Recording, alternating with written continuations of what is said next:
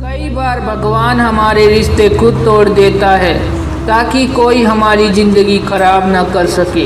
दुनिया में सबसे खुश लोग वही है जो ये जान चुके हैं कि दूसरों से किसी भी तरह की उम्मीद करना बेकार है। ज़िंदगी में थोड़ा दुखी भी होना ज़रूरी है। हमेशा सुख मिलता रहेगा तो आप कभी भी ज़िंदगी में आगे नहीं बढ़ पाओगे।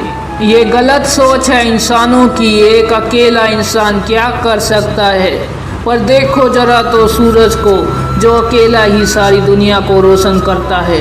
भाग्यशाली वो नहीं होते जिन्हें सब कुछ अच्छा मिलता है, बल्कि भाग्यशाली तो वो होते हैं जिन्हें कुछ भी मिलता है उसे वो अच्छा बना लेते हैं। गीता में लिखा है, जब इंसान की ज़रूरत बदल जाती है तब उसके बात करने का तरीका भी बदल जाता है। फ़ायदा सबसे गिरी हुई चीज़ें हैं, लोग उठाते ही रहते हैं। हारता वो है जो शिकायत बार बार करता है, और जीतता वो है जो कोशिशें 1000 बार करता है। जिस इंसान को हम बेहद प्यार करते हैं वही इंसान हमारा सबसे ज़्यादा फ़ायदा उठाता है, क्योंकि वो इंसान जानता है कि हमारी कमजोरी क्या है। इतने समझदार बनो कि किसी को भी माफ़ कर दो, लेकिन इतने बेवकूफ़ मत बनो कि धोखा देने वाले पर दोबारा विश्वास कर बैठो।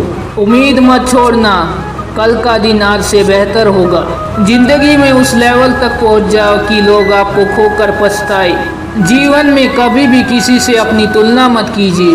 आप जैसे हो सर्वश्रेष्ठ हो, क्योंकि ईश्वर के हर एक रचना सर्वोत्तम होती है।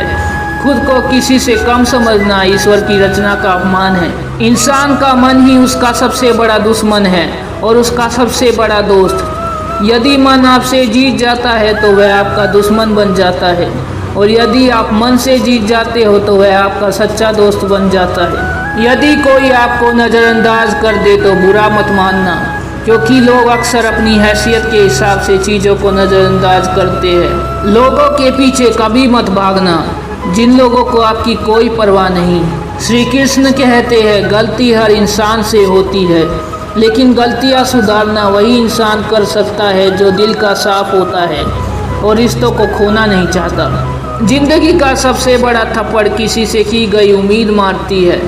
कभी कभी इंसान ना टूटता है ना बिखरता है, बस हार जाता है, कभी खुद से तो कभी किस्मत से तो कभी अपनों से। हर जिंदगी में खुद को समय जरूर दे, क्योंकि आपकी पहली ज़रूरत आप खुद है। याद रखना कि ज़रूरत से ज़्यादा अच्छे बनोगे तो ज़रूरत से ज़्यादा इस्तेमाल किए जाओगे। रिश्ते चाहे कितने भी बुरे क्यों ना हो, उन्हें कभी मत तोड़ना, क्योंकि गंदा पानी प्यास बुझाने के काम नहीं, पर आग बुझाने के काम जरूर आता है। जमाना जब भी मुश्किल में डाल देता है तो परमात्मा हजारों रास्ते निकाल देते हैं। विश्वास करने वाले से ज़्यादा बेवकूफ़ विश्वास को तोड़ने वाला होता है, क्योंकि वह सिर्फ एक छोटे से स्वार्थ के लिए एक अच्छे इंसान को खो देता है। भलाई करते रहो, पानी की तरह बुराई खुद ही किनारे लग जाएगी, कचरे की तरह। जब कोई समझे ना तो उसे समझाने की ज़रूरत ही क्या है, और जब कोई माने ना तो उसे बताने की ज़रूरत ही क्या है। सच्चे दिल से किसी ज़रूरतमंद की मदद करके तो देखो। अगर दिल को सुकून ना मिले तो कहना, जिसे जाना है उसे जाने दो, वो अगर आज रुक भी गया तो कल चला ही जाएगा। इंसान को इंसान से दूर कर देने वाली सबसे पहली चीज़ जुबान है, और दूसरी चीज़ पैसा है। जिन्हें सपना देखना अच्छा लगता है उन्हें रात छोटी पड़ जाती है, और जिन्हें सपने पूरे करना अच्छा लगता है उन्हें दिन छोटा लगता है। किसी की आदत देखनी है तो उसे इज्जत, और किसी की अगर फितरत देखनी है तो उसे आज़ादी दो। हर इंसान में कोई ना कोई प्रतिभा जरूर होती है, पर लोग अक्सर उसे दूसरे जैसा बनने में नष्ट कर देते हैं। महंगे इतने भी मत बनो कि लोग तुम्हें बुला ना सके, और सस्ते इतने भी मत बनो कि लोग तुम्हें नचाते ही रहे। खामोशियाँ कभी बेजुबान नहीं होती, कुछ दर्द ऐसे होते हैं जो आवाज़ तक छीन लेते हैं। आजकल के लोग आपकी एक गलती के पीछे आपकी सारी अच्छाइयाँ भुला देते हैं। जितना लोगों को समझाते जाओगे उतना ही अकेलापन और भी अच्छा लगता जाएगा। खत्म हो जाएंगे वो भी रिश्ते जिनसे मिलकर लगता था कि ये उम्र भर साथ देंगे। श्री कृष्ण कहते हैं, अगर अहंकार किसी भी चीज़ का हो, सर्वनाश करके ही छोड़ता है। खाली वक्त में हर कोई बात कर लेता है, प्यार तो तब होता है जब कोई आपसे बात करने के लिए अपना सारा वक्त खाली कर दे। सब कुछ ठीक करने का इंतजार करोगे तो बैठे ही रह जाओगे। पर हिम्मत करो, खुद उठो और अपनी जिंदगी में सब कुछ ठीक कर दो।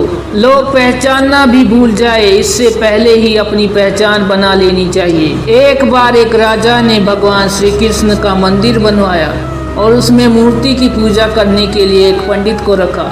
हर रोज राजा अपने मंत्री से कहकर मंदिर में एक माला भिजवाता था और वो पंडित जी वो माला श्री कृष्ण की मूर्ति को चढ़ा देते थे। उसके बाद राजा जब दर्शन करने के लिए आता था तो पुजारी वो माला भगवान की मूर्ति के ऊपर से निकाल कर राजा के गले में पहना देता। ऐसा कई सालों तक चलता रहा और अब पंडित जी बूढ़े हो चुके थे। एक दिन राजा की तबीयत खराब हो गई। उसने अपने सेवक को कहा कि तुम जाकर पंडित जी को माला दे आओ और उनसे कहो कि आज मेरी तबीयत खराब है, मैं आज मंदिर नहीं आ सकता, तो प्रतीक्षा न करे।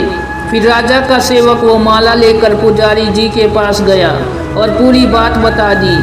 पुजारी जी ने वो माला मूर्ति को चढ़ाई और सोचने लगे इतने सालों से यह परंपरा चली आ रही है, लेकिन मैंने कभी भगवान को माला उतार कर खुद ही नहीं पहनी। शायद आज भगवान की इच्छा है कि मैं ये माला पहनूं, इसलिए भगवान ने आज राजा को नहीं भेजा। इसलिए आज अच्छा मौका है, ये माला मैं निकाल कर खुद पहन लेता हूँ।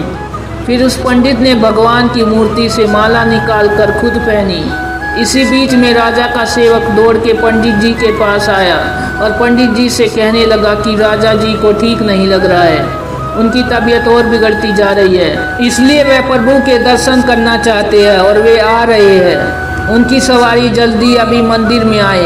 उन्हें लगा कि ये परंपरा कहीं टूट ना जाए, इसलिए वो आज मंदिर में भी आ रहे हैं। जब पंडित जी को ये बात पता चली तब उन्होंने फटाफट से माला अपने गले से उतारी और जा कर के फिर से भगवान की मूर्ति पर चढ़ा दी। फिर कुछ देर बाद राजा जी वहाँ पर आए और राजा की तरह पंडित जी ने भगवान के ऊपर से माला निकाली और राजा जी को पहना दी। और अब राजा ने उस माला को देखा तो उस माला में एक सफ़ेद बाल नजर आया। राजा ये समझ गया कि ये बाल पंडित का है। राजा ने पुजारी जी से पूछा, क्या ये माला आपने पहनी थी? इसमें बाल कहाँ से आया? ये सुनकर पुजारी जी घबरा गए। उन्हें लगा कि अगर मैं सत्य बोल दूँ तो मुझे राजा दंड देंगे। इसलिए पुजारी ने कहा कि ये बाल तो श्री कृष्ण का है। राजा को ये बात सुनकर बहुत गुस्सा आया। उन्होंने कहा, तुम झूठ बोल रहे हो, भगवान के कब से सफ़ेद बाल होने लगे? राजा ने कहा, मैं फिर कल आऊँगा और श्रृंगार के समय देखूंगा कि उनके बाल सफ़ेद है या काले। अगर बाल काले निकले और सफ़ेद नहीं निकले तो आपको कल ही मृत्यु दंड दिया जाएगा, क्योंकि आपने मुझसे झूठ बोला। राजा ये कहकर वहाँ से चला गया।